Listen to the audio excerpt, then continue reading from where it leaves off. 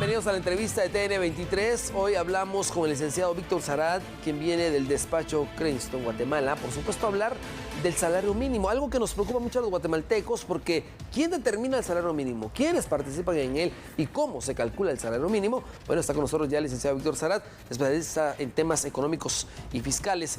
¿Cómo se determina el salario mínimo? ¿Quiénes participan, licenciado? Bienvenido. Sí, gracias, Axel, y estimados televidentes, qué gusto saludarles. Este es un tema que nos interesa a todos prácticamente porque usted, por ejemplo, es un trabajador que en determinado momento le interesa saber si al final del año va a haber un incremento al salario mínimo o no.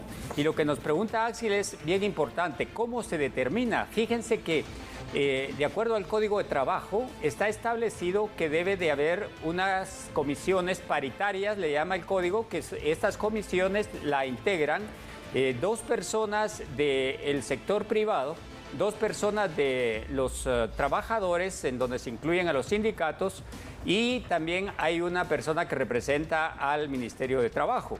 En ese caso ellos están ya reuniéndose para poder determinar si se aumenta el salario mínimo, en qué proporción o qué porcentaje sería, y ellos le hacen llegar la recomendación a la Presidencia de la República para que se pueda dictaminar un nuevo salario mínimo para todos los trabajadores.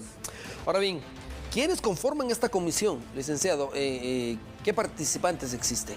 Sí, eso es bien importante, que tengamos claro, como mencionábamos inicialmente, que hay dos representantes del patrono, pero ¿quiénes son? Fíjense que ahí se incluye a todos los que son parte de los diferentes entes privados. El CACIF, por ejemplo, es representado en esa comisión paritaria, y dentro del CACIF están las diferentes actividades económicas que se realizan en Guatemala. Entonces, eso es bien importante, la participación del sector patronal y del sector laboral, los sindicatos, que también son parte muy importante. Ellos tienen representante también en esa comisión, y prácticamente ellos son los dos que más discuten, estos dos sectores, para poder determinar realmente cuál es el salario mínimo que debiera ser en consenso en ambas comisiones, en ese caso, Axel. Ahora bien, licenciado, ha ocurrido en años anteriores, y creo que ya en los últimos años, donde no se ponen de acuerdo en este caso la comisión o los integrantes de la comisión. ¿Qué se hace en ese caso? Sí, fíjense que eso precisamente es algo que debemos de tener muy en cuenta, porque lamentablemente esto ya viene desde varios años atrás, que no logra haber un consenso de cuál es el salario mínimo que debe de aplicarse para el siguiente año.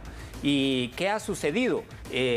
Pues normalmente el sector laboral propone un porcentaje de aumento, y el sector patronal, por su lado, también tiene un criterio que normalmente son muy desequilibrados. ¿Cuál es la propuesta de cada quien? Entonces, por esa parte es de que normalmente no hay un salario mínimo que llegue la comisión a proponer a la Presidencia de la República. Entonces, lo que ha sucedido es que es el Ejecutivo, en este caso el presidente, quien determina qué es lo que él considera más justo para el siguiente año se tenga o no un incremento de salario mínimo, porque puede darse el caso, Axel, de que el salario mínimo no llegue a tener un aumento. Ahora bien, ¿qué sucede si las comisiones no llegan a un acuerdo, pero qué procede si la propuesta que hizo el CACIF es la más adecuada? Sí, fíjense que en ese caso puede darse. De hecho, hubo una noticia hace varios días en donde el CACIF pues se dio a conocer a nivel público una propuesta de que se haga una determinación del salario mínimo por la productividad que haya en las diferentes actividades económicas. Y para eso la misma ley establece que debiera determinarse un salario mínimo precisamente para el campo, para la ciudad, para las empresas de maquila, y pueden considerarse salarios mínimos para cada actividad. Pero eso es algo que no solo el CACIF lo va a determinar. Esa es una propuesta que ellos hicieron y que la deben de conocer cabalmente en esta comisión paritaria del salario mínimo, y ellos pues determinarán ya en diciembre, a más tardar, si hay o no hay un consenso con las propuestas que ambas partes tengan. Entonces, esa es una decisión de la comisión como tal, Axel. Ahora bien, licenciado, en Guatemala todo tiene un calendario, todo tiene fechas, tiene horarios. Por ejemplo, el salario mínimo se tiene que definir cuándo o cuándo es la fecha límite para definirlo. Sí, en ese sentido, la Presidencia de la República tiene ya asignada diríamos, el compromiso de que si las comisiones paritarias no se ponen de acuerdo en el mes de diciembre, entonces el Ejecutivo deberá emitir un acuerdo gubernativo en donde indique si hay, y el tiempo, como usted bien decía, es importante determinar que a más tardar es el último día hábil del mes de diciembre. Para que se dé esa publicación, obligadamente se va a dar para que indique si hay aumento del salario mínimo, cuál es el porcentaje y para cada actividad.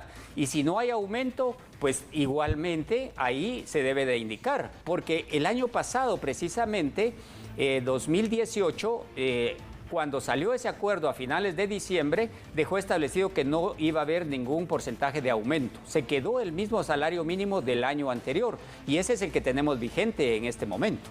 Bueno, a eso iba, licenciado, y es que los guatemaltecos no sienten que existe incremento, al contrario, al salario no le sienten incremento, a la canasta básica sí, al costo de toda la vida.